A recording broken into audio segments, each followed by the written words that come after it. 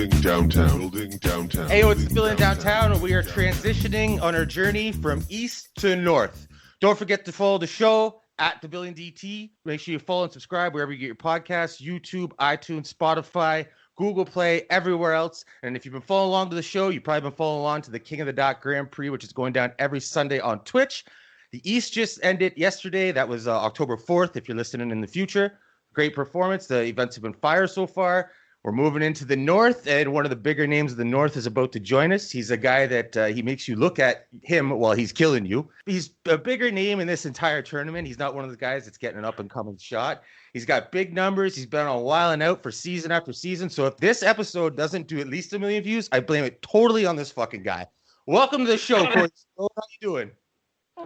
I'm doing good, bro. Hopefully we could get you that 1 million view, interview and, make you guys top tier, get you some big battles on the next card, bro. I know you got bars too. He's been bugging me about this shit for years. He thinks there's some hidden fucking layer I haven't exposed yet. That's not true, Charron. That's not true. Nice. So doing the Twitch thing now, you've been in this shit for a very, very, very, very, very long time and seen a few stages of the growth of modern era battle rap, the written era. It's just very ironic considering you're like one of the best freestylers to ever do it. But where the game is switching now is we're on Twitch. We're not looking at YouTube numbers anymore. We're not hoping for 1 million views on YouTube. I know you're a guy who's good with numbers, who looks into things, makes business maneuvers. Act Baby let out yesterday what the battlers are getting paid. So I know, aside from the 50K at the end, that's not the incentive for you. So looking at this, what's the Twitch platform do for you? What do you hope it does for you? Well, that's a good question. I don't really know exactly what it would do for me per se, but I hope in terms of the platform of King of the Dot and battle rap as a whole, it just kind of elevates it to a different level. I know that YouTube doesn't monetize as much with the leagues. I think a lot of it has to do with language and whatnot and associating the commercials and ads with the product. So it just kind of seems like the way battle rap is going, URL went with caffeine. Twitch is much bigger, so it was cool that King of the Dot locked that deal in. I'm not quite sure like what I'm hoping out of this, but I entered the tournament. It wasn't due to, Twitch being a big name or that it's partnered with Amazon. I just like I've been in every Grand Prix. I was going to do it whether or not it was on YouTube, Twitch, anywhere. So I'm competitive. I just want to do it regardless. So it doesn't matter what platform it's on for me. Right on. Sorry, I'm just Phil here. He's fucking. I'm switching myself. Man. He's switching himself over here. No, wait. So is that literally like if it had been anything but a Grand Prix, you wouldn't have done it? I mean, you said what, in August you were stepping away for a minute because you didn't want to do small rooms, right? So if there's anything but a Grand Prix, you'd have turned it down. Pretty much. I mean, like, unless it was a good battle, like if they offered me a battle I wanted, like Solomon, Diz, Big K, and it was on Twitch, I definitely would have done it. But I mean, I think don't quote me on it, but I think I'm the only person that's been involved in every King of the Dot Grand Prix. Like I did the first one, the 2-on-2, the second one, and then this one. I mean, I think they had some ground zero ones, but I mean, I just want to be that OG that, that just does every Grand Prix. It's just kind of, I've been there from the start. So I was going to do it regardless. I mean, if the prize at the end was only like, 2,000 or 5,000, I probably wouldn't have agreed to it, since like the names in the Grand Prix aren't as big. Like there's a lot of people that I typically wouldn't care to battle, but the 50,000 also made it very enticing. So 50,000 reasons to battle anyone, I guess, right? Yeah. So yeah, the names. You got Shotti P up first. You went there. I usually don't touch them. What do you think about your opponent? But like you said, some of the names in there, they don't. You don't get out of bed for names. Actually, when we had Family Man Hayes on, we were talking about there's a possibility he might battle Disaster with Thesaurus. And I said straight out to him, King of the Dot would never make that. And he agreed with me. He's never going to get a Disaster battle on a straight up event. Now, Shotti P probably wouldn't get a Charron battle on event. It would have to be, a real fucking mishmash of something going on, or possibly not on KOTD. So going into that, like you touched on that, is he one of the names that, not to sound like a dick, but one of the names that you just don't get up for? They don't excite you? So I actually think Shotti P is good. Like I've definitely watched his battles throughout the years, and he's got talent. He's not a slouch. He's not a pushover. But if Organic called me and said, "Hey, we got Blackout coming up. What do you think about you and Shotti P?" I would definitely not be interested. Like I could definitely see myself turning it down. Not to say that he's not good or anything, or he can't beat me per se. It's just not really a battle that that sparks my interest. But things like the Grand Prix like this, which is good, is it helps develop new talent and stuff. So Frack and Diz would have never happened either. And then Frack lost. Most people agree it was a robbery, but Frack won a lot of new fans. So by doing this tournament and getting the Diz battle, Frack's stock went up, and you could see him on future King of the Dot cards. And then there's certain people in this tournament like Clone already, and Hayes the Family Man. I've never heard of. I've heard of Saya Boy. I've never heard of Hayes the Family Man. But like they were, relatively nobodies as well. But with their performance already, they could get booked for a future King of the Dot card. So Shotti P, he doesn't really interest me, but I definitely know that he's good enough to beat a lot of people, any given Sunday, especially since it's in Detroit and he's from Detroit. So they might be hooking him up with that premium gas there. I was about to ask where it was being filmed, because that's like kind of not the East, but anyway. Yeah. No, you mentioned Disaster Frack, and you said most people or many people thought it was a robbery. What do you think?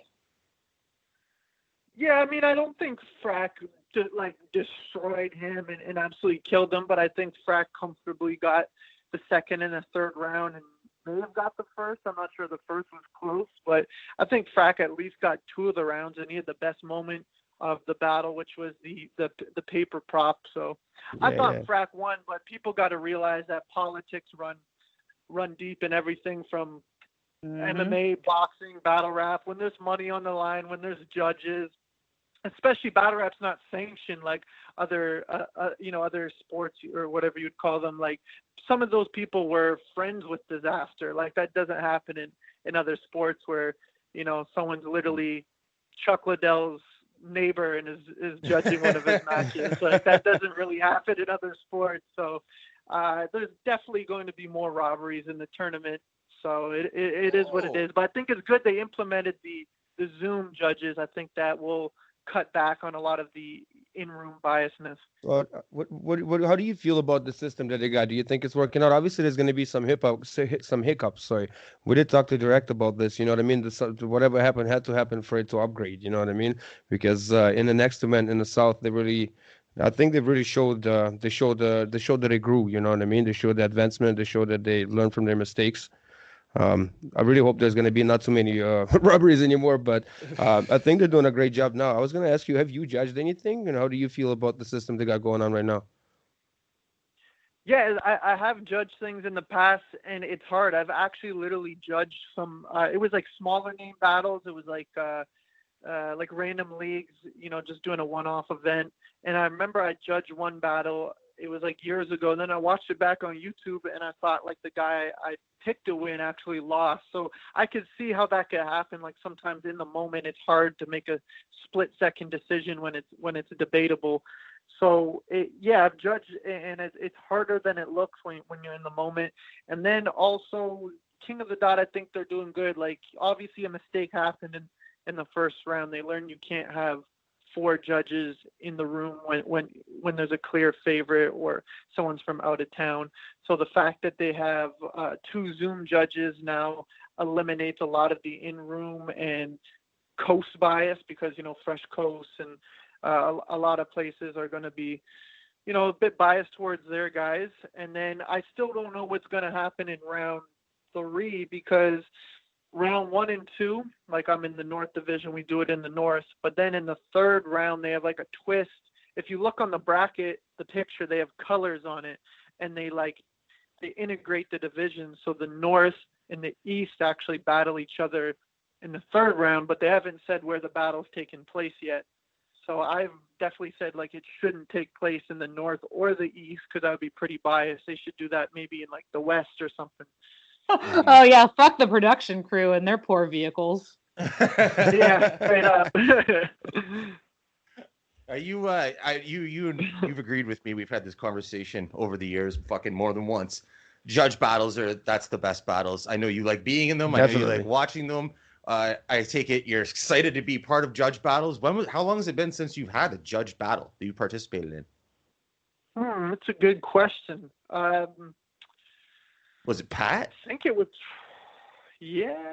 I Holy think it would have been shit. Pat, so that would be like 5 years Stop. ago. And I guess before the Pat battle, like my battles leading up to that was like Clips and Shotgun Shook and Thesaurus. Those weren't judged, so it was like HFK was the last judge battle I won, and that was in 2013 or 14. So that was like 6-7 years ago. Holy shit. So I take it you are excited to be back in judge battles? Yeah, like judge battles are it's hit or miss. So I love doing judge battles because I love actually winning. But then there's also things that suck. Like if you like Disaster, he robbed Frack, but it wasn't Disaster. It was the judges. So then people go attack Disaster when it really wasn't him. It was the judges that they picked weren't qualified and didn't know what they were talking about. So stuff like that kind of happens. And frankly, none of us need that. If you watch his Instagram, we just need to leave Diz alone, please. Yeah, I don't know what's going on with Diz right now, but I hope he's in a good place. Yeah. And who knows? He's into his conspiracy theory, so he's probably gonna, when he loses the Grand Prix, have his conspiracy theory out. So I'm looking forward to all that. We'll see what happens. I'm definitely excited for judge battles, but sometimes the wrong decisions get made, and then the beauty about promo battles is it doesn't ruin the battle as a whole. People could still have their opinion. Mm-hmm. They've had some good names with the past 2 weeks. Ben Swayze's really fucking showed up for his job. I agree with that. He's been killing it. Yeah, he's been incredible. Nameless is one that people keep wanting on. They wish he was there. They say that it's damn near a crime Nameless wasn't there.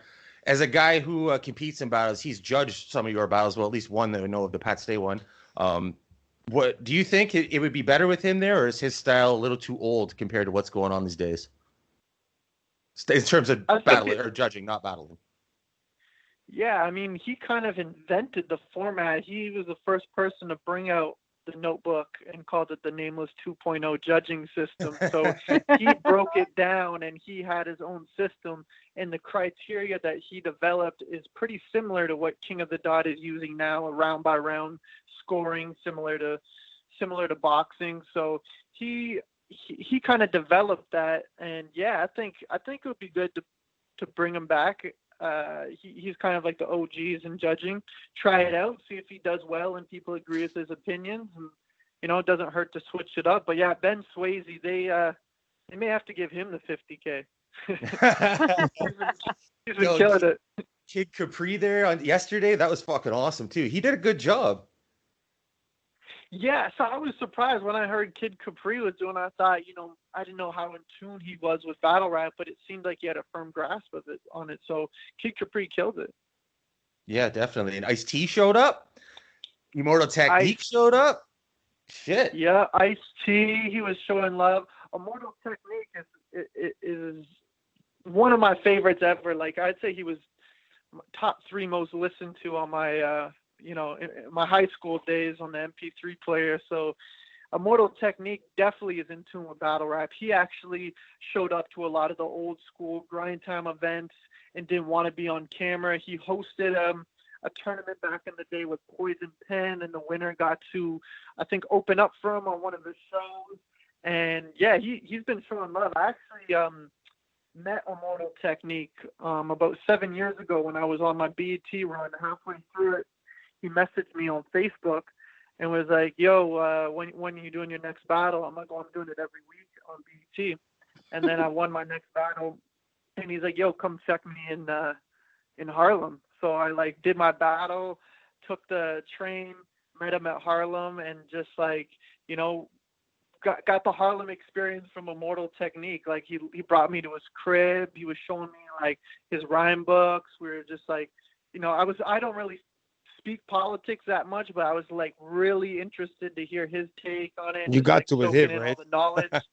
Yeah. I was just like, yo, like drop some knowledge, and then we went out to like a buffet, and we were just talking battle rap and music, and he was really just giving me a lot of good advice, in the battle circuit and in life in general. Like he's definitely one of the smartest people I've ever, had a privilege to speak into. So that was really cool. That was one of those moments like I didn't bother getting a picture, like putting it on social media. It was just one of those in the moment things that was so cool, and was like definitely one of my favorite experiences in this whole rap journey. I mean, that's definitely not one of the stops on the Big Red tour bus for sure. Speaking of Immortal Technique, I DM'd him. I remember when me and you were doing our show about coming on, because he was on Rogan a few days like before we were getting ready to do an episode, and he was talking about tons of MMA stuff. So I was like, okay, this might be a good idea. And we follow each other on Twitter, so I DM'd him, and we figured out something, not then, but like a couple weeks later. So recently I went back in and looked, because I was like, shit, might be all right having Immortal Technique on. So I'm reading back through the messages, and I was like, I'm such a fucking idiot. He said to me at one point, I can come on that night, because we were doing live shows, right? Show me and you. So he's like, I can come on, I think it was Monday nights at blah, blah, blah time. I can give you about 20 minutes. And I was like, well, we usually run about 45 or so. You're a fucking dumbass. He messaged me back. He's like, so you don't want my time then? Okay. And he never fucking answered again. I was like, you are literally the worst person. Fucking idiot. Man, you need a PR team for yourself. That's Charron, I'm right here. 20 minutes from Immortal Technique is worth more than 45 minutes of a lot of people. That's fair. That's fucking fair. It's funny you brought up the 106 in Park thing. The other night when we had Family Man Hayes on, he was talking about being in 106 in Park and what it did for him. And we were talking about the people that went through there, like Lux went through there. Poster Boy, nothing ever really materialized, but I really enjoyed him. Jin went through there. Another guy went through there that we know is you. And your experience wasn't as fucking great. Obviously, you got dicked out of a lot of opportunity, but did any benefits come from that aside from feeding the homeless Taco Bell? I can see one. You still remember that? Oh, fuck yeah. It was a good opportunity. Like, I feel like I've told the story so many times. People know like little detail about it, like the Taco Bell gift cards and everything. But it was a good experience. I went up like, I think it was 7 or 8 weeks in a row. I ended up winning the whole tournament, which was really cool. And then like it was $5,000 American money prize, which is a lot in Canada. And then they had the BET Cypher, which was like definitely way more. Like the amount of money you pay to get on the BET Cypher is more than $5,000 without a doubt. So, I mean, the year I was supposed to be on, that was like when Eminem and Slaughterhouse had that crazy cypher, and there was so much talent on that whole cypher. And like I messaged them about it 2 or 3 times, because it was like 6 months after I won or something like that. Never got a response. And then literally they hit me back, and it was like a day after it was filmed or something, and they're like, oh yeah, like we had no more room on it. And I was like, what do you mean? Like I literally had it in the contract that was one of the main prizes.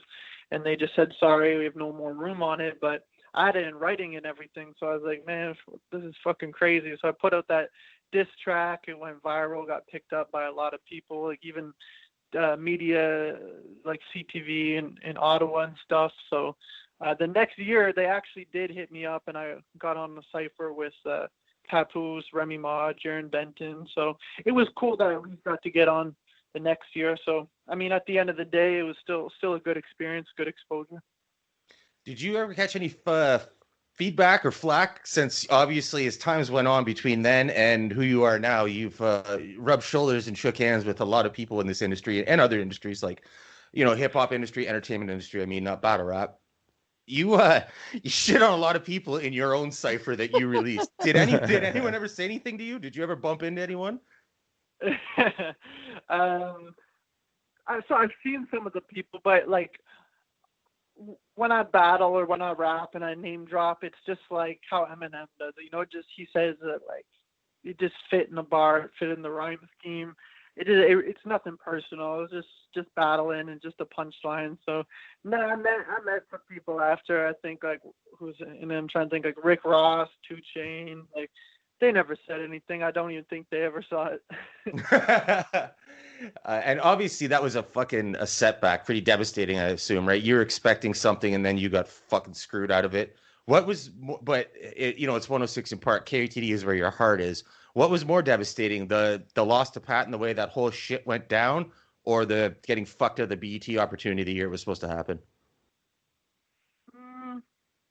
I would probably say the Pat situation, regardless of like anything that happened, during the battle. Just the fact, I remember I really wanted to win the chain, and I took the L and lost, and that's kind of like the hardest part. I know we talked UFC a lot, but if you go on a crazy run and then you make it to the championship fight, then you lose. It's kind of like in video games, and you make it to like the final boss, you lose, and you kind of have to start from the beginning again.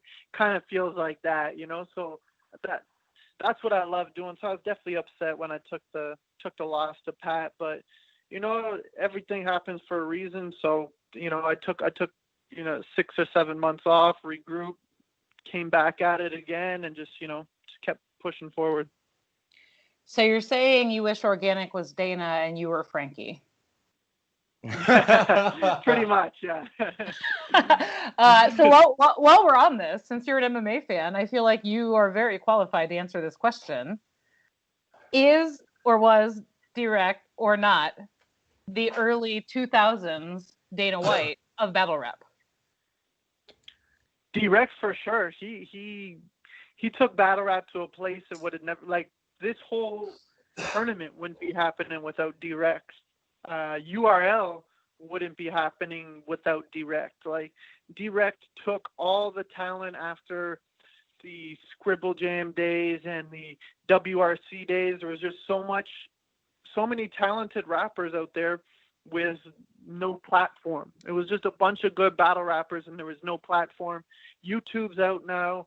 Direct just gets a camera and scoops up all the good freestyle rappers and all these tournaments, starts it off, and then gets a lot of the East Coast rappers too that are on the Smack DVDs, and then URL starts, and then King of the Dot starts. I'm not sure who started first, but it spawned King of the Dot and URL. So he's definitely like, even though these days he's not as relevant as Smack or Organic or ARP, he's still like the OG of the written era. So back into the Grand Prix. There's a guy in there, because we were touching on the Pat thing, that's in your bracket. I don't know what it would take for you to see him because of the way they cross up, but real deal. If you fucking say you go in there and you just fucking smoke his boots, and that's a tough task. By fucking no means I'm saying that's what's going to happen. Real deal is he is the real deal. Say you beat him, is it kind of like, well, I did beat the champ when he was the champ, but it wasn't for the championship? And a rematch in battle rap usually doesn't work out as good as the first one, because the first one has so much history and so much shit you can go with. It's hard to do a rematch and make it as good as the first one. So does it take away something if you do beat Real Deal? Like, would you rather have it as a title match on a separate event? Well, it's tough to say. The way the brackets do work out, we don't face each other in the north. Like, we have to both go to the East Coast. So, like, for me and Real Deal to face each other in a perfect world, we have to win our 2 north battles. Then we have to battle someone from the East and win. And then Real Deal and I would battle in round 4. So it's definitely possible. And if we battle, regardless of the winner or loss, I'm not doing a rematch for the chain. Like, it'd just be too soon to do it. I'd be open to some rematches, like Arcane or Pat, if they were interested. Like, it's just, I feel like it needs to be at least like 3 years before you do a rematch. Like, it's just too soon to do a rematch. So if me and Real Deal face each other, win or lose, I don't think we'd be doing a title match after that. I'd probably just have to wait till it switches hands. Side note, does Pat even give a shit about battling right at the moment? Well, He's signed to the URL right now, so I don't know how his Yeah, but he's not. contract works. He doesn't have a battle, right?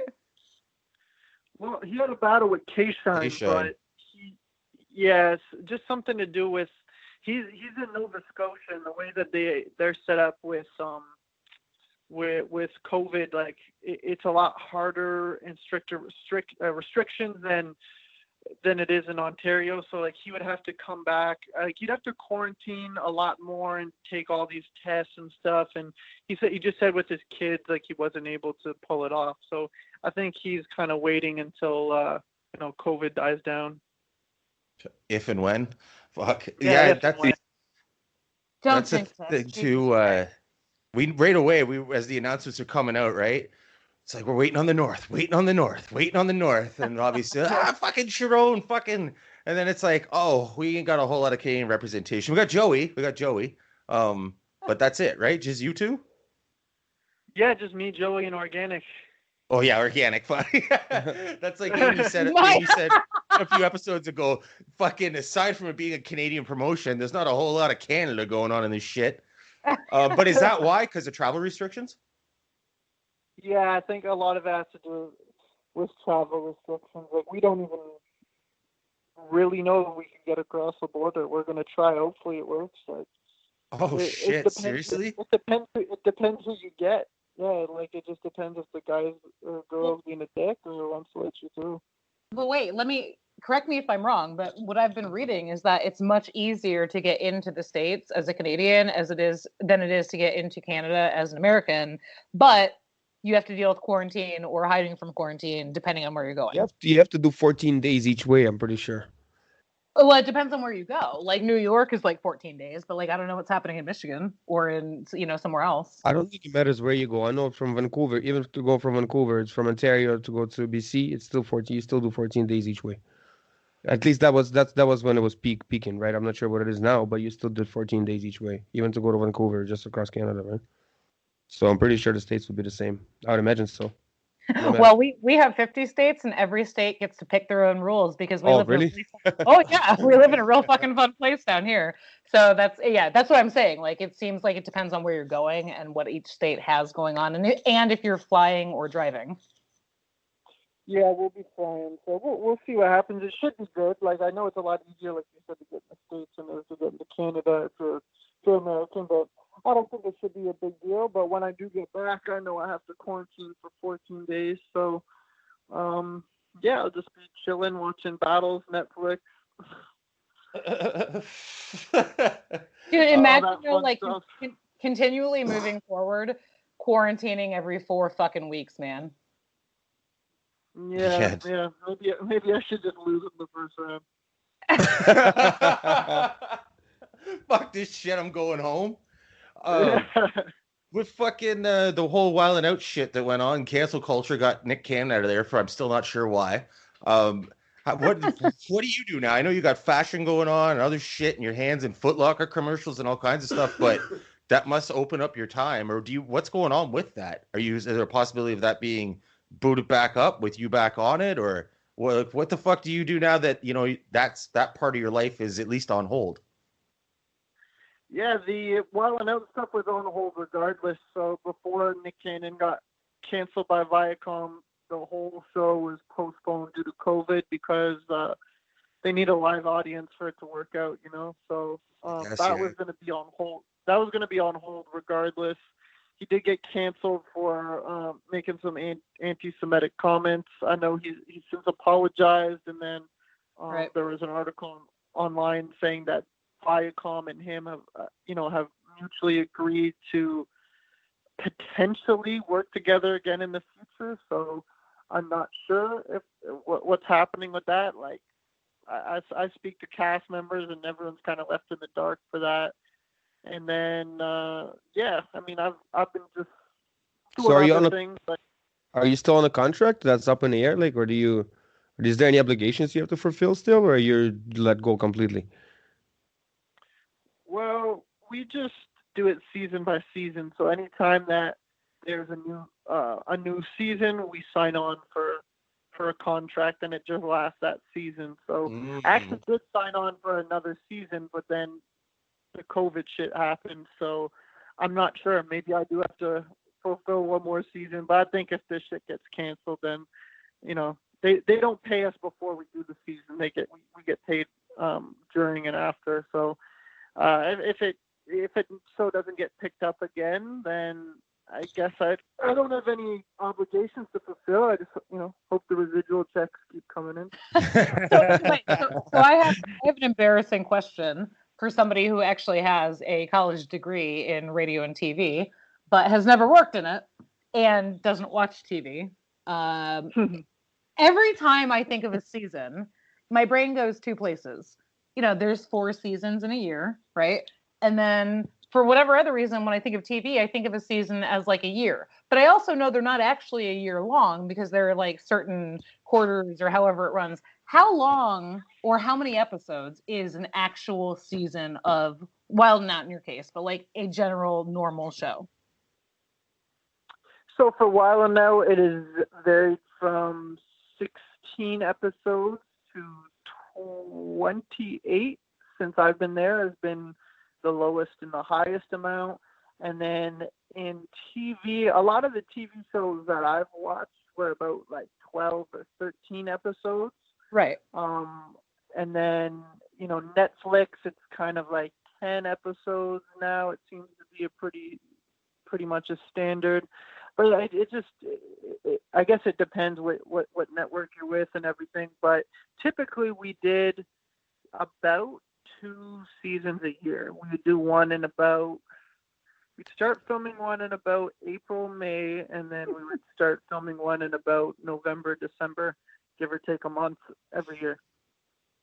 You say about very American-y. I think he spent some time I'm working on the accent. Okay. Maybe I don't feel so dumb for asking then, because it does seem like there's a lot of like differences there. And I always was like, oh my God, how do you get 28 episodes in a season when other seasons are only 10? Like, I've always wondered that. Yeah, it just depends what type of deal you strike up with the network. Now, if you had your druthers, would you, after the Grand Prix maybe, or as the Grand Prix is unfolding, would you sign another network deal doing something like that? Or would you like to explore other options or do more of the fashion or get back into battling once we can have audiences and more like purses? Like, what do you want? Not what do you have planned? I know you move in silence here, but like, what would you like? What would you like to do?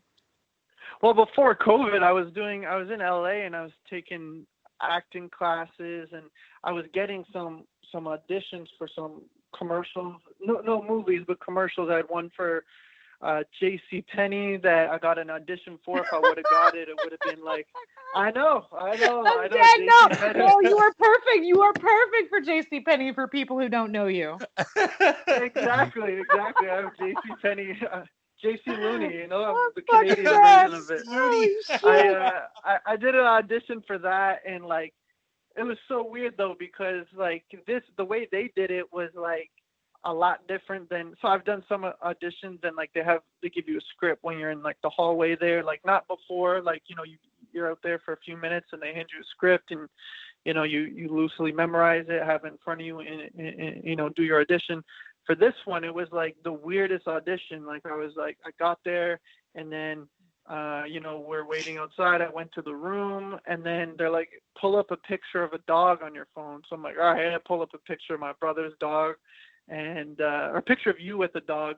And then they're like, okay, yeah, tell us about the dog. So I just started like telling them about the dog. And then they're like, okay. And then now just like pretend you're petting the dog. And I was like, okay, did that. And then they're like, okay, now like throw a ball to the dog and pretend he's, fetching it and stuff. So I was like, okay. And I started doing that. And then like, okay, that's it. I was like, that's it? What? Like, yeah, that's good. Yeah. And then they never called me back for it. So I was like, I don't even want to say I like bombed or anything. I'm like, I don't even know what type of J.C. Penney dog commercial this shit was going to be. Like, I was going to say Charron's up there fucking YouTubing J.C. Penney dog commercial. Yeah. Because before that, I just got like work off of my name. Like people would hit me up personally and be like, hey, I want you to be part of this Wendy's commercial or this Foot Locker, Nike. We got a few of them, but this one I actually had to go in and audition. That was my first one, and it was just so fucking weird. And I was like, man, did I get like trolled or something? Like, why? Like, it was so crazy. Yo, imagine going from like Nike and Foot Locker to a fucking cold read in a small room, pantomiming throwing a fucking ball for a dog for JCPenney.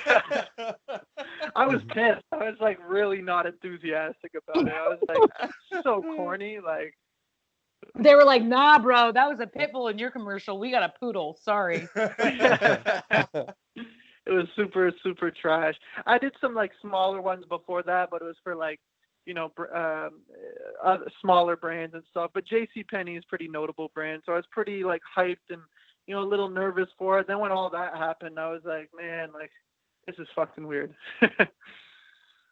So JCPenney is obviously not your end goal with that.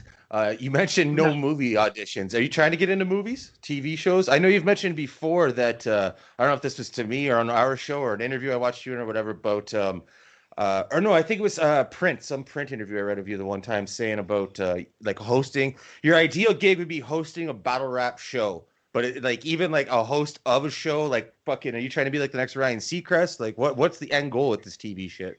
Wow. Yeah, Ryan Seacrest is rich. Loaded. Yeah, he is. He's killing it. I did a battle rap pilot actually. It was me, Cliff, Hitman Holla, and Official. We did this show called. We didn't name it. I didn't like the name of the show. It was called The Next Battle Rap Master. And essentially, it was like this already sounds bad. It was like, yeah, it doesn't look good. And instead of judges, we're called masters. So, I mean, like, you know, it's a black culture. And yo, shit, you can't do that. You got the black powers called you master. Oh, I know. No, it was bad. I was like, do we really have to be called the battle rap masters? I'm like, I don't see this playing out well for me, but okay. But it was an MTV show. It was an MTV show. It was me, Clips, Hitman, and Official. We were like the judges, and like there was like every episode there'd be 4 people that come on, and you know, they would do like it was like 3 challenges. They'd give out random words, they'd freestyle, they'd do like a cipher, and then they would battle each other, and then the winner got to. So the way that it worked, like there'd be one winner out of the 4, and then they would win $5,000 every episode if like the main winner.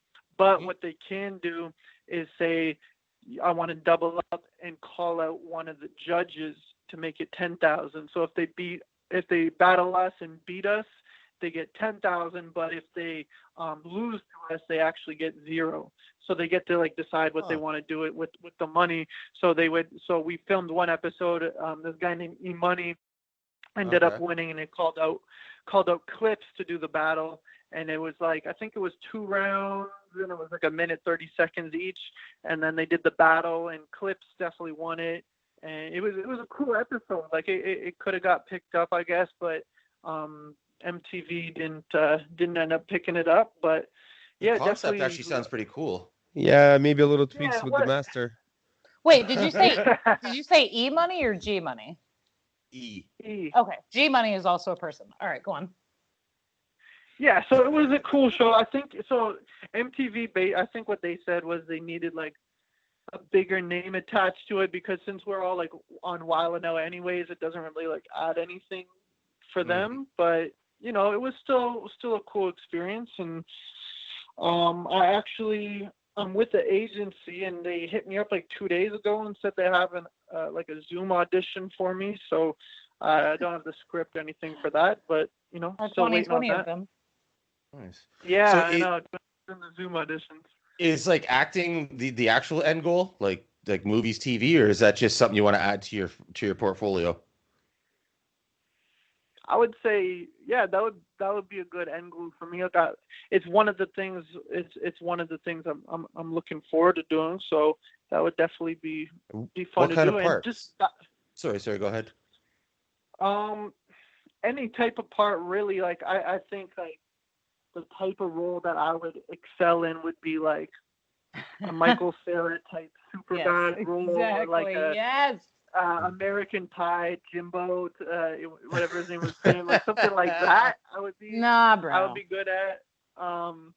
so just something along those lines. Why typecast yourself off rip? If somebody sees something in you, like you could do all kinds of shit. Honestly, I feel like I could see a lawyer in suits, a fucking psychopath, a few different things. You could play a fucking lunatic for sure. I could definitely play a lunatic. Absolutely. Let that hair grow out. Fuck yeah. Yeah. It's like some of the quarantine battle you did there. Some shit like that, like the beard's not groomed, the hair's all fucking crazy. Oh yeah, I'm telling you. Maybe stay up for a few days on meth. Fuck, you'll nail it. That's it. Dexter Morgan, yeah, something like that. Fuck yeah. No, that's really cool to hear. It's cool you parlayed battling in a fucking the high school gym shit or about the car crash thing. From that to here, when you first jumped into this, you were fucking really young. I remember you telling me too, like you had to be snuck into clubs just to do your battle and get out because you weren't of age to be in the club. Mm-hmm. So like looking back, like starting this off, was it kind of just like, I like battling. I'm good at making words rhyme and talking shit about people, and I'm pretty funny. People might like this. Was it like, was there any sort of want or even thoughts or planned to go further, or is it just I want to do this for a little bit and you've capitalized on the opportunities? Yeah, it was cool. Like I just really enjoyed doing it. It was just something that was a passion of mine ever since I was in high school, and I didn't know that there was, when I even started doing it for fun back in the day, I didn't really even know about King of the Dot or anything. Like I heard of like Scribble Jam and the BET Freestyle Friday stuff, but it was just something I wanted to do, and I just pursued it, and I just kind of went with the flow. Like there wasn't really an end goal with it. Even right now, it's no end goal. I've just been consistent every year and just kind of seeing where it takes me, and just every year I'm just doing my best to get good battles, make them happen, do my best in the battle, please the fans who want to see the final product, and just entertain people who enjoy it. So I'm just taking it one battle at a time. So wait, do you, throughout all that, when you're like, I don't really know where I want to end up, but I know what I like, do you find it hard sometimes, especially in battle rap, to strike a balance between I'm still grinding, I want to keep moving, I want to do shit, and bitch, for 1,500, nope? Yeah, I mean, it depends. Like the price that we're doing these battles for is a lot less than I normally would do it for, but it's the whole Twitch 50,000 thing in the end that the reason why everyone's taking pay cuts for. But I mean, I have a set range when people hit me up that what I ask for a battle, and if they can't meet it, I just turn it down. Like I turn down more battles than I accept, because a lot of people don't want to pay the price that people are worth. But if you have your price and you know what you're worth, so I just stick to that. So if I don't want to do a battle and the money's not right, I'm not gonna just agree to it unless it's a Twitch 50,000 King of the Dot tournament. Well, no, but okay, but like, to be fair, and we're actually going to talk about King of the Dot again before we let you go, but I did mention battle rap. But overall, I mean, do you find you have a hard time striking that balance in your life? Like, do you find that you're like, oh, if it were King of the Dot, I wouldn't take a pay cut if it was a Grand Prix, but if it's JC Penney, maybe I'll do it for a third of what I might do some other shit for? Well, like the JC Penney shit that I was going to do was going to be more money than I've ever made off a battle. So crazy. What? Yeah. Crazy. Oh yeah, for definitely. Sure. It was going to be it was like for like their quarterly commercials. So it was going to be something they would push for like a whole quarter. And in the contract, it was like every time it got played. On the front end, it wasn't that much, but on the back end, with how much it was projected to get played on TV through like, the residuals and everything that my agent had locked in on it was going to be a lot more than I would have got paid for any battles. So we kind of, the way we were looking at it was more checks in the future off it than just like a lump sum payment on it. So it would have been super crazy. And I have like a set price for anything. It doesn't matter if it's Foot Locker or if it like me up like for Wendy's, our price doubles because I know it's just a tax write off for them. They have the money, like if if like a random clothing company hits me up to do like a suit company hit me up to do a commercial for them, but I knew they're local from Ottawa, they weren't that big yet. So like I did a price that was like a bit under than what I usually would do, because I know they don't really have that type of bread. But it was like, they gave me like a free suit of it, and then the price we negotiated. But when a company like Foot Locker, Nike, Wendy's, like they have money they need to they have a market, they have like a target they have to hit for their promotion every year and quarter. They have to spend this much money on marketing. Like they have to give away the money. So might as well get a piece of it, right? Yeah. So I'm like, well, that they won't get it next year if they don't spend it this year. So they die to give it away. Yeah, like they had to pay more. So I definitely ask for more when it's a A-list brand like that. That suit that you mentioned, did you wear that in the Rum Nitty battle? Yep.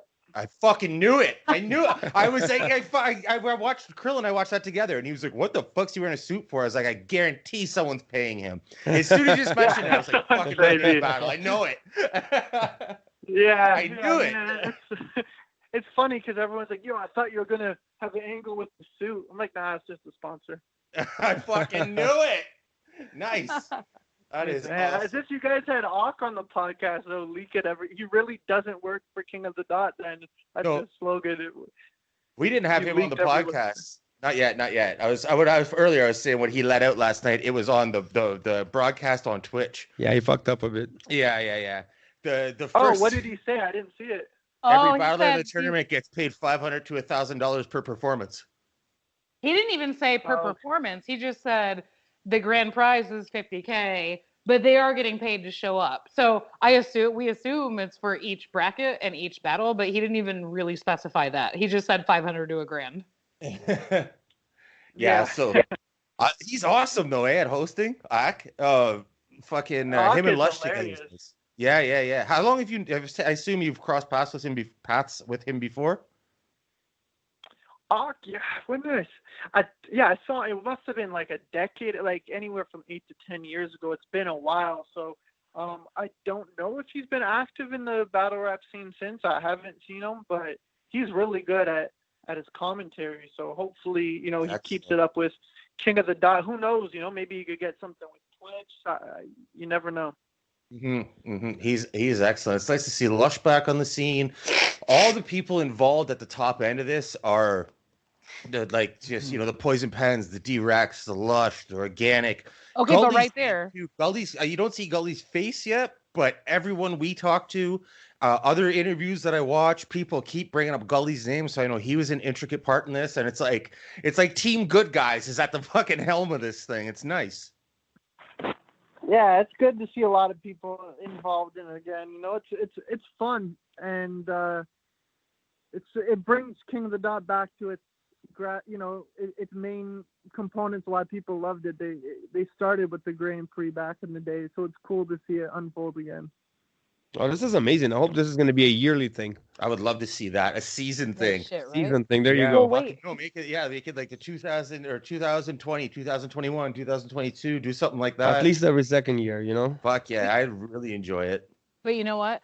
I was just pontificating last night about the fact that Twitch is not releasing, or KOTD isn't releasing any of the battles to replay at all. And I said, I wonder if they're going like what's the UFC thing? I hate it. I don't watch it. Fight Pass. If they're going to go that route where they go, if you subscribe down the road, then the archives will all be there. If they did something like that, that would be perfect. That would be like throwing Contender Series and a Grand Prix are not the same thing, but same idea on your subscription service in the future.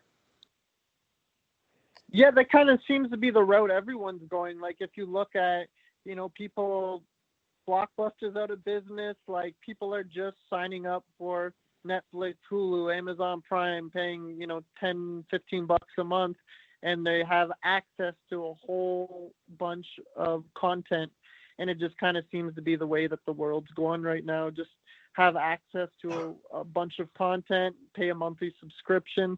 And then it's good for the leagues too, because then they don't have to, focus on throwing events to make money and stuff. They could get the the money coming in every month. Whereas, YouTube, that was good back in the day, but I guess just since there's so much swearing in battle rap, the monetization took a huge hit. So I think they're trying to find another way that's more lucrative for the league. Do you feel like the reaction or slight backlash to the Twitch terms of service were merited or a little extra? As far as I've heard, I think that the only thing that they're asking is no one smoking on camera and then no one saying the F word. So I haven't heard of anything else. The Diz F word, not the actual F word. Yeah, the homophobic F word. Yeah, so the F word and not fuck. Yeah, exactly. Yeah, I guess there's two of them. So I don't think it's a huge deal. Like, you don't really need. I don't even say that word anymore, just because, like, when you're involved with Viacom and MTV, you don't really say that word. So I didn't know, like, that's just a word I can't really say anymore. So that was kind of something, we said back in the day in battles, but I don't think it's going to change battle rap too much. As long as they don't, like, slowly add more rules to it. If they just keep it like this, it's not a big deal at all. Because you see what's happening to comics nowadays, right? Like people been crying out that they can't say certain shit on stage anymore. Oh yeah, Canadians, what's his big name? I forgot his name. He went to Australia or to Britain to do a show. He's like, it's not because I like you cunts, it's because I can say whatever I want here. Well, that's like Seinfeld. It's like Buddy did them.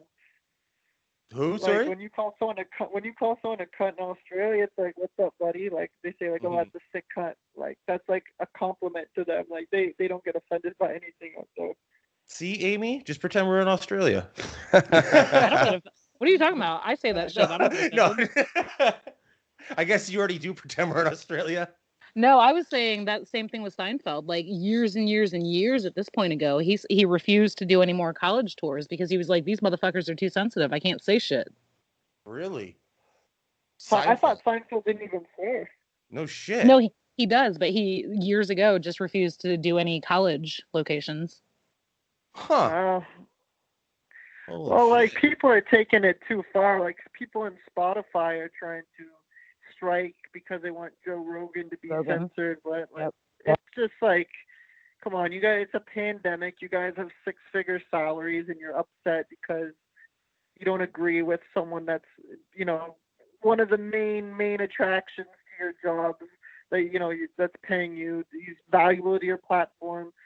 The people forgot that 5 years ago that you could just not listen to someone if you don't agree with them. You don't have to. You don't have to listen to Joe Rogan if that's the case. You don't have to strike and make a big deal about it. But no shit. I don't know. You must. Right, he built that fan base saying what he said. Yeah. What's that? Yeah, that's why everybody loved him, because he doesn't filter his guests. He doesn't filter himself. He doesn't edit shit out. He doesn't take things out of context. It's all raw. What you see is what you get, and that's what built him. And now people are fucking crying about it. See, so that might have been a bad move for him, huh? What's that, Charron? I said people cry about anything, so No I mean, shit. It is what it is. That's part of his brand. Don't watch it. Don't watch it if you don't like it. No one's forcing you to watch it. Yeah, it's pretty fucking easy. Pretty easy. Let's hope that doesn't happen to battle rap, though, right? That's how we got here. Here's the thing about battle rap that I haven't found, where it's like all kinds of censored and stuff, but every once in a while you do see somebody come in and they try to reinvent the wheel. We saw it with Total Slaughter. Even in Body, there's like a part where they're basically referencing that fat geeky looking kid, and he's put on the battle, and like they like play the music montage through it. Pat plays like the racist, Conceited plays the joking guy, and they say something like the person who gets to put on like a one and done event. Basically, they don't know how to pay battlers, they don't know how to organize things, they don't know how to spend their money properly. And with people trying to put restrictions on shit where Twitch hasn't. Caffeine kind of went against the grain with Avo, and he elaborated on that and what he saw when he was there. And I mean, it's not a wise choice to skip over Avo and use your own film crew that's never filmed battle rap. As you see these things, and obviously you're a lot closer than I am over the years, is there like, a certain crews of people like the Smacks, like the organics, like the ARPs, that, you know, they do things right without trying to reinvent the wheel. It's kind of like MMA. Do you notice the same thing where you see these afflictions or elite XCs, they're one and done? Like, we got Kimbo, we're going to pay him fucking millions of dollars. And it's like, well, then what are you going to do? You think what's going on now is the right thing to do? Like, okay, here's an easy way to answer this. Do you think that, like, caffeine's making a mistake compared to what Twitch is doing? I don't know what's going on behind the scenes, so I can't really speak on. What's that? Sorry, you cut out there. I don't know what's going on behind the scenes on their end, so I can't speak on Caffeine's behalf. But I did tune into some of their events, and I didn't mind the way it was filmed. I thought it was pretty cool. They kind of made it seem more like ESPN type Hollywood vibe to it. Like, it looked more like a sporting event. And then the way Twitch is filming it, it looks more grungy and grimy underground vibe. Yeah. So I don't think there's like a wrong way. What do you prefer? Which look do you prefer? I like the way it looks. I like the way it looked in the East Division with Poison Pen that just happened in the basement there. It looked really grungy. But I mean, it's got that bunker vibe. Yeah, it's got the bunker vibe, but I think if you're looking to get mainstream sponsors, I think the way that Caffeine films it is more attractive to them with the bright lights, and it kind of looks like a sporting event. So I can see the pros and cons to both ways, but like you said, there are so many one and go events that you know, there's leagues that hit me up, and I know what I'm asking them, and like, they're probably not going to be able to recoup it from the door and the pay-per-view that they have. But that's the thing when you're an up-and-coming league that no one knows, and you're trying to get, you know, someone like Charron, Diz, Geechee, you know, just like an established name, like you're paying for the name. So you're going to actually like lose on the original investment. Just like if I hit up Royce to 5'9" for a feature, I don't know what his feature price is. Let's say it's like $10,000 or something, 7,500, 10,000. Like when I do a track with Royce, I'm probably not going to be able to recoup that investment. You get the promo though, right? Yeah, you get the promo. Like, I don't think I'm going to put that on iTunes and make, you know, $10,000 back. But you get the more fans, the promo, and then it's something you could say like, oh, I've worked with Royce, and it just adds to the resume. So these leagues, when they try to book a big name, and then the price we give them, they kind of do the math and like, oh, like, how am I supposed to recoup on that? It's like, well, you probably won't, but it will just add more legitimacy to your league, and you'll get the views and you know, new viewers and all that. But that's why if you're starting up a league, you kind of have to have, you know, money in there to invest, and then you have to build up your own home talent too. So there's very few that actually, you know, make it through the small league to a big league transition. Any business takes some coin to start, right? You got to throw some in to get some out. For sure. Exactly. Like, you're not going to make money on for your first event, most likely, unless you do it all locally. Like, if you just are, you know, if you're from, let's say, like Tennessee, and you want to start a Tennessee league, and you're just finding local people from Tennessee, you'll probably, you know, make a bit of money on the event, but probably no one's going to watch it on YouTube. So that's where you have to invest back into your business and bring in a name that's going to draw viewers. Speaking of names, you said earlier, there's names, some names in this tournament, you know, it's hard for you to get excited for. I'm sure there's other ones. I know Disaster fucking, if you got a call right now, like Disaster, you got him in 10 minutes, you'd be ready to fucking go. Like, you know, I know there's a couple names that excite you still, but outside of the tournament, what names are left? Because your resume is fucking, someone said the other day, actually in the Talkback forum, I caught this, post your battle rappers, post your resume, and you posted like a third of your resume and then an emoji of a goat. So fucking, what's left on the resume? I mean, I'd say Diz. What else?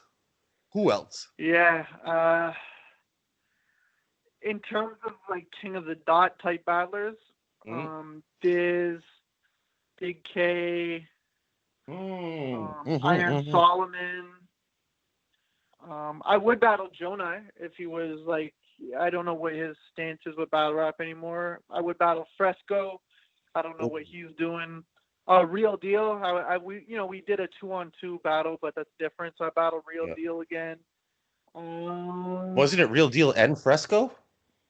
Yeah, it was Real Deal. Yeah, and the 2-on-2. Yeah. Yeah. I mean, those names probably they would interest me.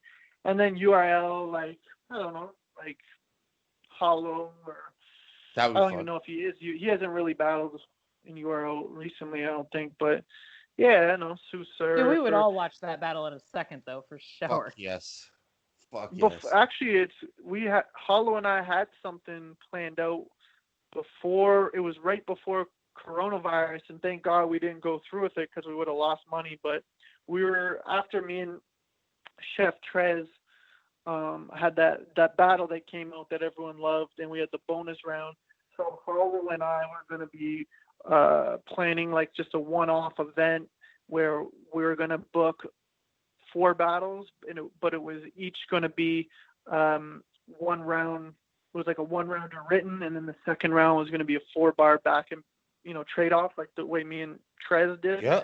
And we were going to book, like a lot of the good freestylers, and then the main event was going to be me versus Hollow to do that. So we had everything like mapped out. We were about to find like a venue and lock it down, but COVID happened, so it could have been worse. So like we could have like paid all the battlers and then paid the venue fees and everything and took a huge loss. But that's definitely something we would be interested in doing in the future, Nice. I brought up to Direct because we were talking to him about him getting back in, what it would take, and he said that he's had a few opportunities that have come up lately, and I suggested a battle that could be for the finale of the Grand Prix, and I want to get your thoughts on this: a 2-on-2, Direct and Poison Pen versus Organic and Lush. He says not impressed. It's either going to be amazing or trash. It's not going to be in between. It'll be amazing or trash. I don't know. It's either this idea or a horrible idea. But it's going to be big numbers is the point for Twitch. It would definitely do numbers, yeah. Yeah, it would definitely do numbers, but I agree with you. I can't see it being, I mean, it's like watching the Legends League of hockey, right? Like watching like fucking Gordie Howe play hockey or some shit. It's like, that's cool, but gotta do it for the culture, though. Some people might want to see it. I think Penn would be the best one out of all of them. Yeah, Penn's a beast.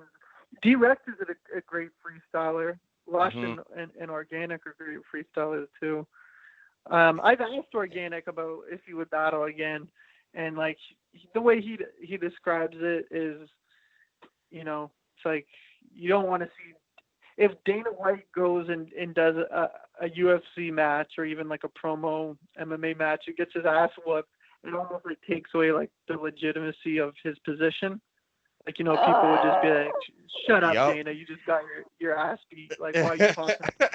Yeah, but Organic's always been humble. If Dana White got his ass whooped, everybody in the world would be like, ha-ha. Like, if Organic got his ass whooped, they'd be like, it's okay, bro, you're a promoter. You haven't battled in years. Yeah, it could look, that's true. It's a bit different, but I think he just wants to stay behind the scenes and not get it mixed in. Like, he hasn't battled in like 10 years, Disaster was the last one, right? Organic Disaster? That's what I thought. And even before that, like, it was known that he was stepping away to do this KOTD thing, was it not? As far as I understand. HFK one time. Holy shit, eh?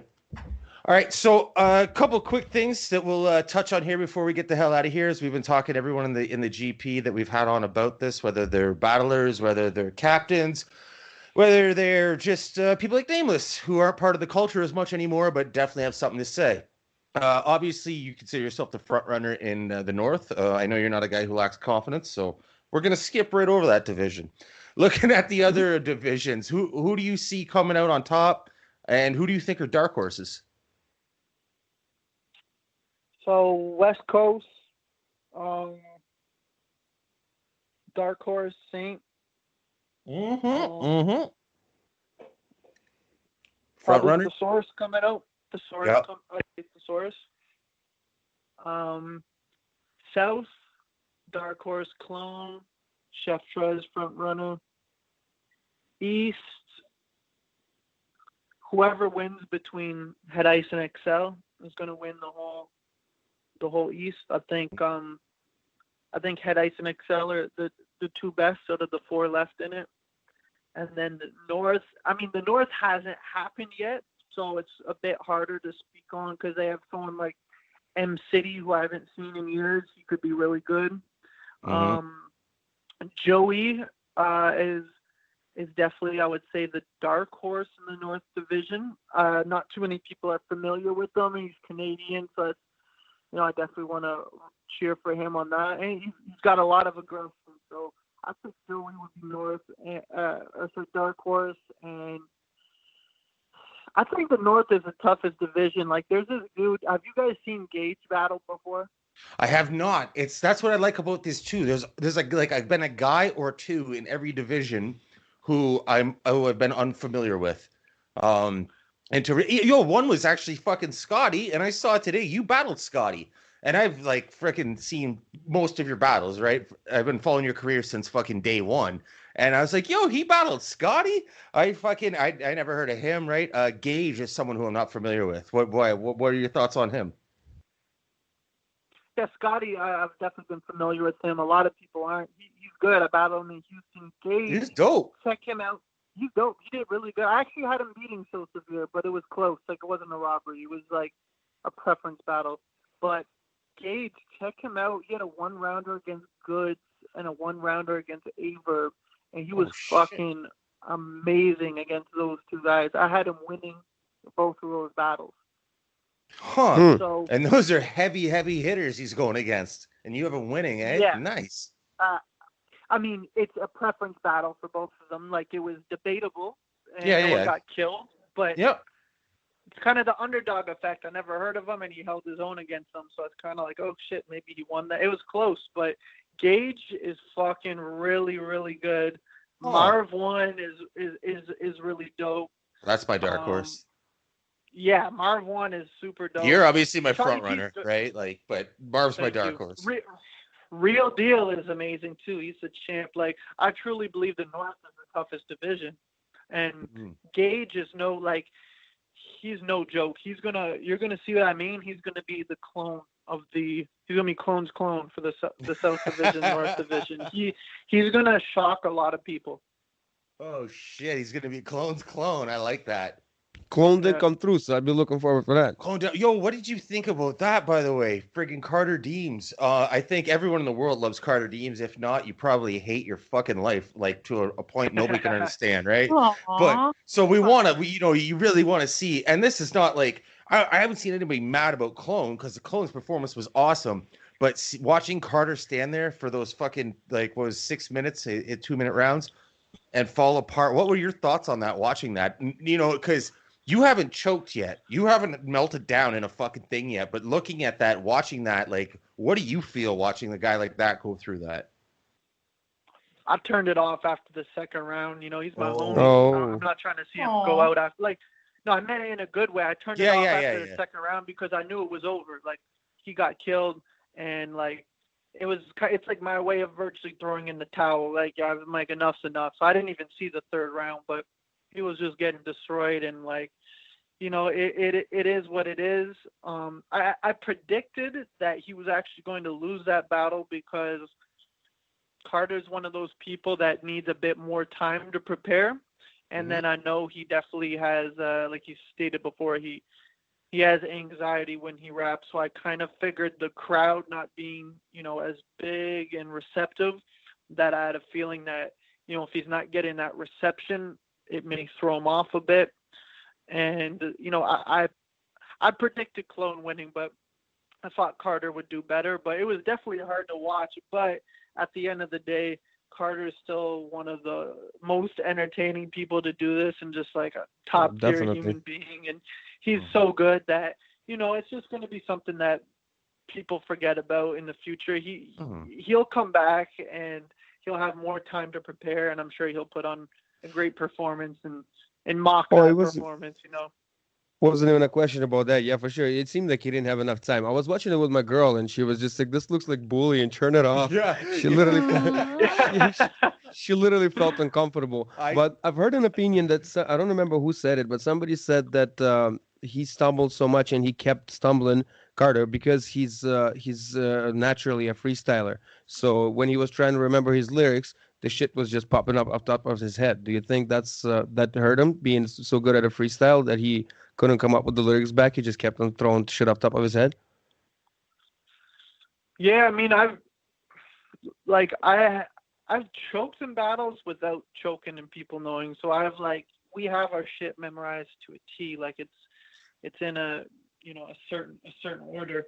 And like I've hit a roadblock in my head before where I forgot my next line, and I just kind of have, some lines in the back of my head that didn't make the cut that I just like have, just have in the back pocket. You freestyle, but the whole time you're freestyling, you're trying to like find your way back to your written. So it is a bit tough to like juggle and stuff, but yeah, it's awkward. Like it sucks. We know how much people prepare usually for these battles. So when you see someone choke really hard in a battle, it's tough to watch, Is it harder to just like legit freestyle off the top, or is it harder to do that in lieu of choking on your writtens? It's way harder because when you commit to a freestyle, like if I'm doing a freestyle battle, I have nothing on my mind except coming up with the freestyle. So it's pretty simple. I just think of the line and I'm able to freestyle. But when you have your writtens and then you forget and then you freestyle, you're basically like, you're thinking of your written lines, like, where am I? And you're just kind of saying bullshit to like take up time. So you're not standing there. So it's kind of just filler. So it's not really going to like sound good. The whole time you're just thinking where you're at in your written. So it's way harder to freestyle when you lose your spot. See, you lost both ways. You can't spit a good freestyle. You can't remember your bars. You're all confused. Well, that's exactly what happened to Carter, right? That's why I asked this question, because, yeah. Oh, he was stuck on a loop. Yeah, no shit. Now, you just said that you've choked before and people don't even notice. Every battler that listens to this shit is going to fucking hate you for that shit, for having that fucking ability. Yeah, that's as if they don't already, but okay. Let's touch on some of your non-choking performances. Even most of them freestyle off top, like not most, but some of these moments. Like some of the guys that you absolutely put in a fucking body bag, like zip them the fuck up. Obviously, I don't want you to talking shit, trashing people. That's not what we're doing here. But some of them we may not know. One that comes to mind for me is you and DNA in the 2-on-2 versus what the fuck were their names? AR and Toxic, right? Like that was fucking brutal. I mean, I love you. I love DNA, and I'm watching that going, man, I feel bad for these guys. Charron, DNA need to stop. What, in your opinion, like some of your performances or rounds or whatever, where you just zipped a motherfucker up? What are some of them? That one, Unanimous and Don't Flop. Oh yeah. I battled this guy in Australia named Iliac, where I crushed him. Low key, Charlie Clips. Yeah. He didn't really have much. But remember, he didn't prepare. He didn't take it seriously. Remember, that was the excuse of that one, but that was the excuse of most of his performances at that time. Yeah, what a fucking weak ass excuse. Whether you prepared or not, man, you got fucked up. Yeah, win is a win. It's you came to an event. You stood in the ring, too. Right? Yeah. So getting knocked out in the ring, it's like, I didn't work out for this one. Yeah, I understood. I didn't. Sorry, bro. I didn't spar much. Yeah, man. No, you're right on the Clips one, especially where that's no disrespect to Toxic and AR, but they are not Charlie Clips by any means. No, it's like when you get to the point where you're facing the best people in the world, it's hard to catch a body bag because these guys are so good. Like even Shotti P, I think he's really good. Like it's hard to actually just full out body someone like Shotti P or Real Deal or Marv because they're just good. Like they're gonna do good enough to not get killed. Maybe you could like clearly beat them, but they're gonna be respectable. They're not gonna. You have to wait for them like where Carter Deems, like where he just imploded and like he, clone bodied him. But usually but do you? Happen. I guess you still count that as a body, right? Even though that was really really unprepared. But yeah, that's what we're talking about. Yeah, sorry for interrupting you. Here. Oh, it's all good. Yeah, it's still a body. The freestyle ability of yours is something that people talk about like crazy. I just thought of something else. This is going to turn into a little bit of a conversation about your freestyle ability. Whatever happened to the 24-hour freestyle you were going to do, or fucking 8-day freestyle, whatever the fuck you were trying to do? Wasn't it something like human rights wouldn't let you fucking do it? Like that was supposed to be set up so many times with King of the Dot, and it just like King of the Dot was part of that? I didn't know that. Yeah, it always fell through. And then I actually was in big talks with Twitch before all this, and the not co-founder, I guess co-owner of King of the Dot now, Charles Morgan. He's the one that like middleman and set up the Twitch deal for King of the Dot. We were gonna set something up, and Twitch approved it and everything, but the kid Watsky, he did like a freestyle for like 33 hours or something, like for coronavirus. He did that like thinking like May or something. So I was like, man, like he just did that. I was like, I'm good. Like I'll wait to do it. I don't know. It was like something I wanted to do back in the day, but it's like kind of cool just to say you have the Guinness World Record, but also I don't think it means you're the best freestyle in the world just because you went on for the longest. Like there's no requirements for it to be How good. do you freestyle for 24 hours? What do you wear a diaper or? How do you stay awake for 24 hours? Yeah, you just rap. Like he had a dictionary and he was like reading out of the dictionary and rhyming and stuff, but it'd be very boring and stuff. So I don't know.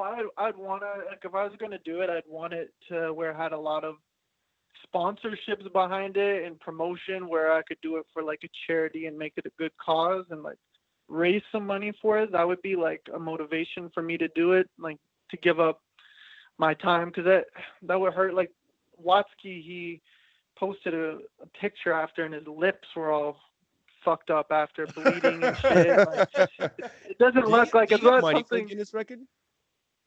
What's that? Do you get money for a Guinness record? Do they pay you something for setting a record?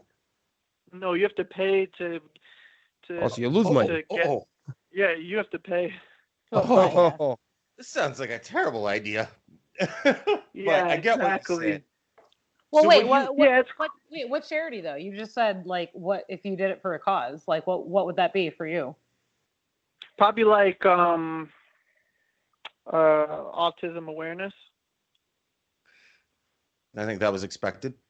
I know you don't have any kids or anything, so I know you don't have heart disease. So yeah, probably something like that. Or like, or maybe like a GoFundMe for an individual that needs a surgery, probably like in the States or something, that can't afford it.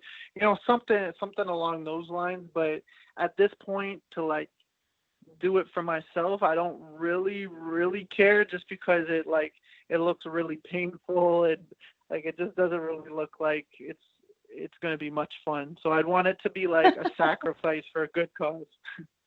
Speaking about, you're not 17 anymore. It doesn't seem like that much fun. You got bills and shit. Well, speaking about GoFundMe's in America, does anybody know how Twerk's doing? He was doing okay, because I know he's in talks with URL for doing another battle. So he definitely, I don't know like anything else about it, but it looks like he's going to be able to battle. So I think at one point there was a question if, it'd be a while for him to be able to walk again and stuff. So right. I don't know exactly how good he's doing, but he's gonna pull through. Yep. Man. So back to these freestyles real quick. Like you said, just because you can freestyle for fucking 1,800 hours at once doesn't make you the best freestyler ever. Thinking back on some of the best freestylers ever, I mean, current day, like hands down, you're up there. You're in conversations as possibly the best, right? But looking back, and I know obviously you can respect the Chef Trez's, the DNAs and stuff, but before that, even, who are some of like the guys who you really think fucking could kill that shit back in the day? If you don't say ID on this list, I will cancel this fucking call right now. My second favorite freestyle of all time. My first is Juice. What's that? Sorry, move your phone's away from yourself. Oh, my idea. is my second favorite freestyler of all time. Okay, I can accept that. Yeah, my first is Juice. Like, I think Juice is so good. Really, eh? Really? Who else you like in there? Anyone else that you think is at the top or up in the top 5, top 10, not including yourself?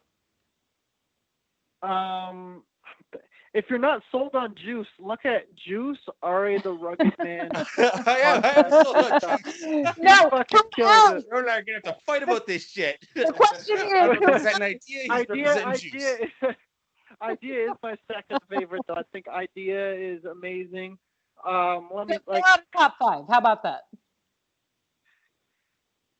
Okay, present day in no order. I have Chef Trez, DNA, Charlie Clips,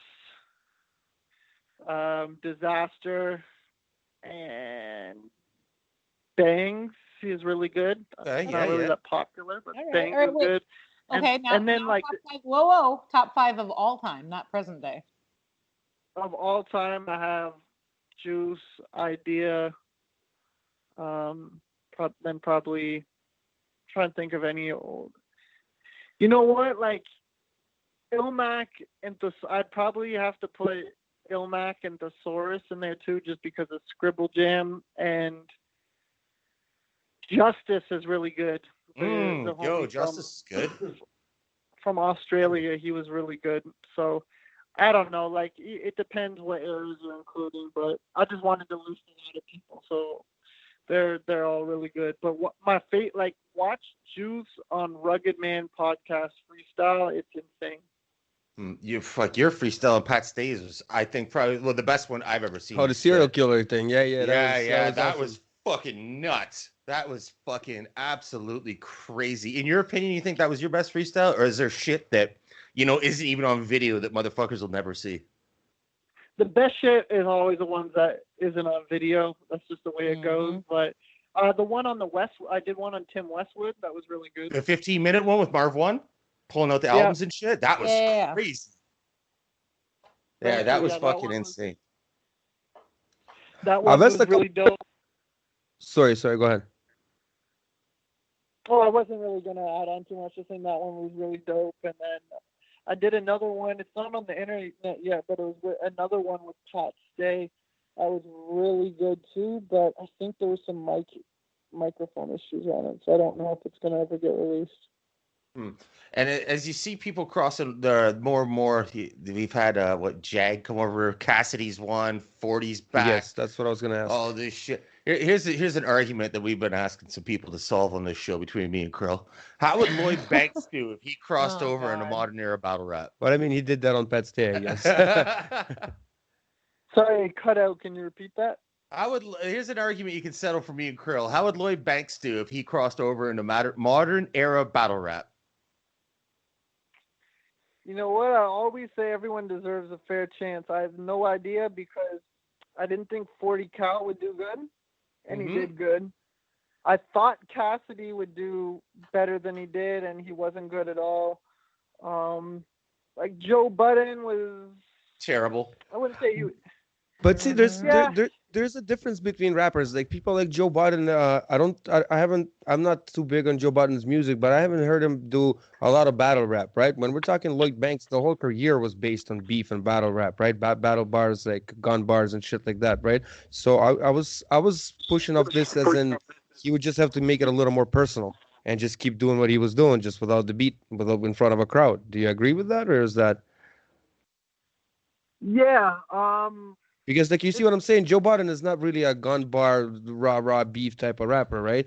When Banks' G-Unit careers were based on that. You know what I mean? Exactly. I don't know. I think everyone deserves a chance. Like, I can't say someone would be trash because I haven't seen them in this format. So I have to see it first. But, yeah, it's hard to make a prediction because Mad Chop did really good, and I probably would have guessed he wouldn't have done that well. So anyone could do well, and anyone could shit the bed. But Lloyd Banks is an OG at the punchlines, but so is Cassidy. So, you never know. That's a very good point. Very good point. I'm saying Lloyd Banks dies, and he wanted Lloyd Banks wanted John to Dawn. Could you imagine? Oh fuck! Don't do that to yourself. Come Yeah, on, John John's a beast. So You know, I don't shit. know. We'll have to see. Hopefully. What do you think of Eminem is the one that everyone fucking talks about? Do you think maybe he's too old now, or but like a primed Eminem, and I'm talking music career Eminem, like that if Eminem, or even nowadays, what do you think? Is people really fucking think he is the end all be all? If he crosses over, fucking everybody's done. I think Eminem would do great, but I don't think he would do like. I don't think Eminem would be the best in this format if we're talking about all the battle rappers. Like he may be one of the best, celebrity rappers, mainstream rappers to step in the ring. But I feel like if he spent a year being a battle rapper and did like 5 battles against, Diz, Hollow, Clips, like the top people, I don't think he'd win all of them. Like I think he'd do pretty good.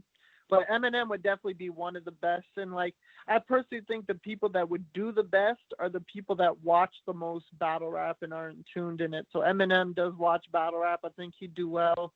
And I think Drake would do well too, because he watches battle rap. So I think he would have an understanding on, what works and what doesn't. So, you just have to see, but they would have to study battle rap and see what's going on these days and make sure their bars aren't outdated.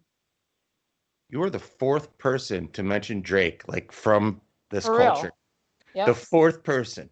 He's fucking really like that. He's that like he could be a thing in battle rap. D-Rec, Nameless, you. I forget who the fuck else said it. But yeah, so like. The thing that came up about it before was Drake versus Mook, when there was a possibility of that going down, and people were like, "Yo, he fucking probably would have beat Mook." It's like, what the fuck? Drake's really that nice out there? Drake's super nice, man. People that don't like Drake. It's for like they hear his pop albums and think he's bubblegum and not hip hop. But if you listen to Drake when he's rapping on like 5 a.m. in Toronto, or like even his whole tape, if you're reading this, it's too late. Like Drake is a good lyricist, and the most important factor is he watches battle rap. He had on one of his albums, he had a shout out to King of the Dot and URL for inspiring him, and he brought Organic and Gully out on I think it was the Lil Wayne versus Drake tour. He brought them out. And, showed them love and got them on stage or backstage or whatever and brought them out. Like Drake watches battle rap more than most of these rappers. And like, he's been a part of it with King of the Dot Blackout, with Caffeine.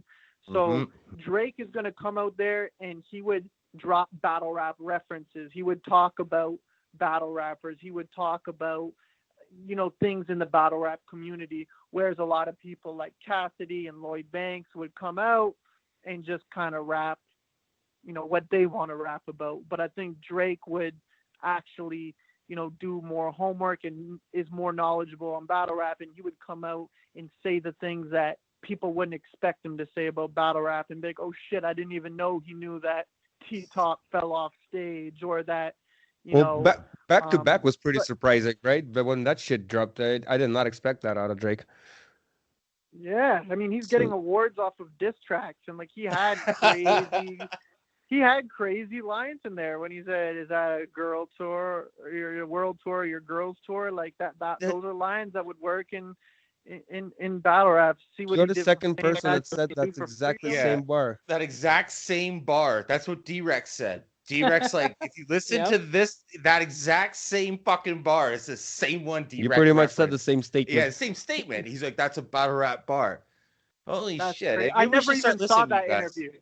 I never even saw that interview, just so people think I'm bited. I didn't see that. So, yeah, like Drake is dope, and I find like a lot of people are hesitant to give him his props because they think he's soft, and like he does have records that are super soft and not hip hop, but I'm telling you, I will put money on Drake if I'd have Drake beating Eminem, which I'm gonna get so much hate. Whoa!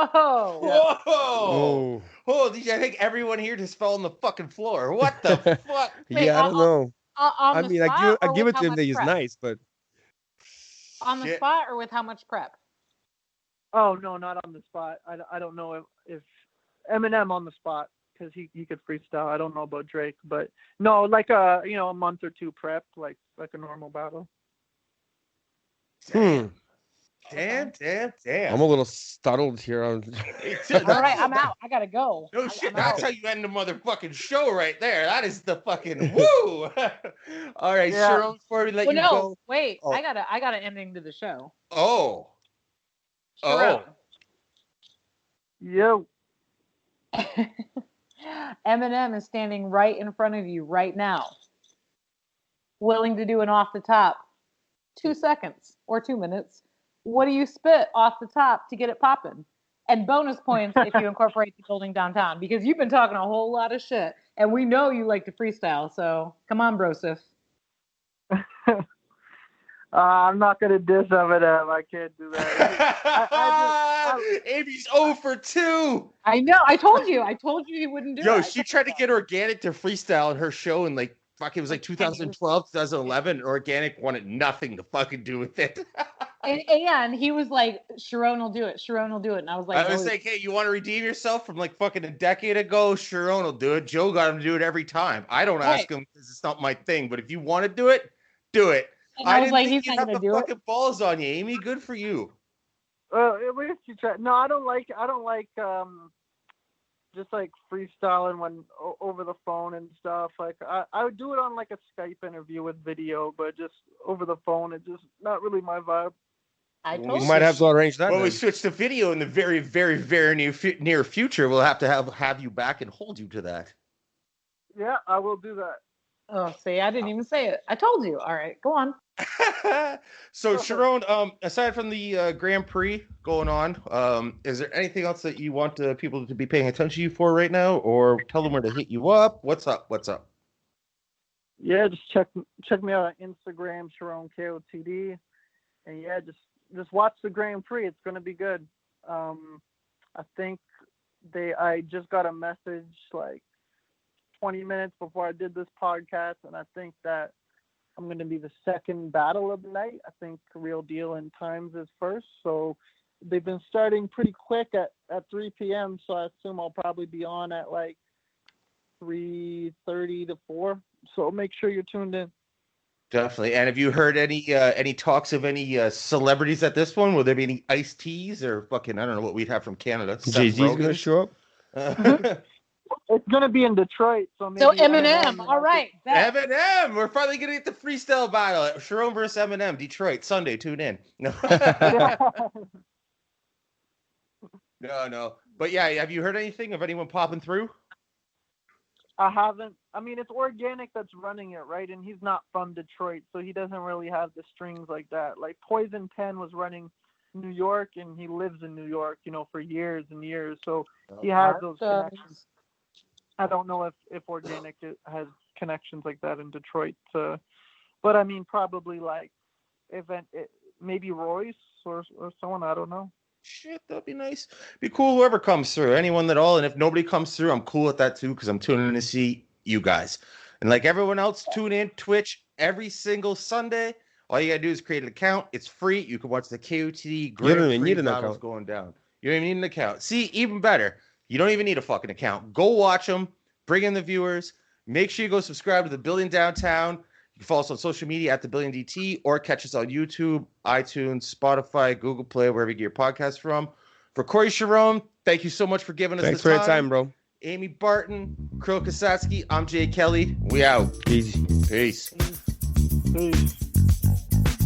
Building downtown. Building downtown. Building downtown. Building downtown.